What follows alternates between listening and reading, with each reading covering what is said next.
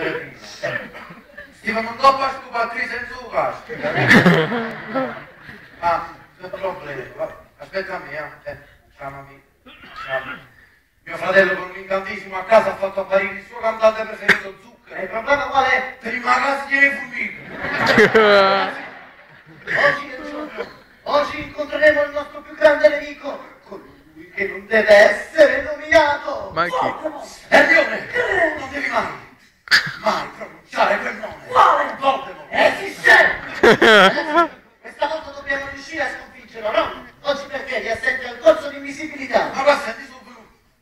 Non ci sta nessuno e me ne sono giù.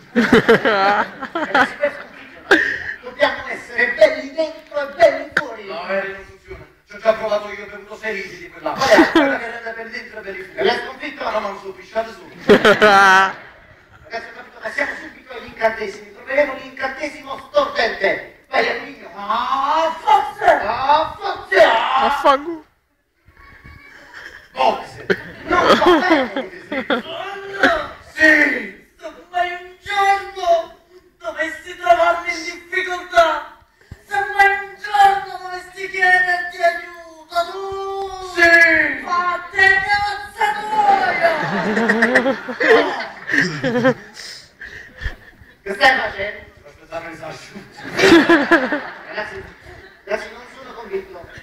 Faremo le pozioni. Mi fammi mezza pozione, se non a buffa, non mi sentiamo. Pozione, no porzione, ma ne stai ristorando? È una bacchetta picca. Ragazzi, ascoltatemi bene, avevo portato 2 oggetti da analizzare. I famosi complementi oggetti. Come Non abbiamo mai perché non deve essere I notato. oggetti in italiano mi chiami sicuro, ma hai la mina. Scemo! Quando se ci prende ci uccide! Chi? Voldemort! Non lo devi dire. Ragazzi, vi ho notato quella polverina magica che fa scomparire le cose, l'avete nascosta bene? Ah, non me ne parlare, l'ho messo la lasciare il pantalone scomparso in portafoglio. L'ho visto nelle scarpe, sono scomparsi i calzini! Ma perché veramente funziona? E c'è? Guaggiù, non lasciami si tanto. Ragazzi, devo sapere che io so che lui ammazza tutti i figli di papani. Dai, sono esseri umani senza poteri magici. E sapete come si ammazza un babano? Con rum. A morto lo papà con rum.